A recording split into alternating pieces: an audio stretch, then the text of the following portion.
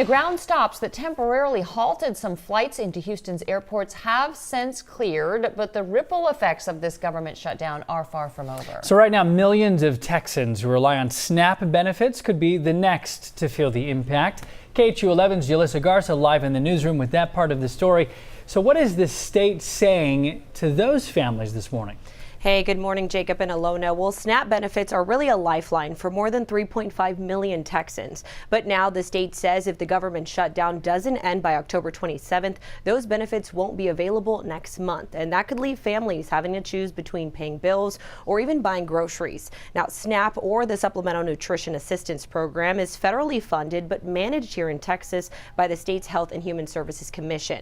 Austin resident Chivas Watson has relied on SNAP for 10 years. He supports his partner, their 3 kids, and another family member who's not able to work, all on an $11 an hour job. He says SNAP is a true lifeline and benefit, but he received a letter from the USDA saying his benefits, which give him $615 a month to buy food for his family, will get cut off if the shutdown goes past the 27th.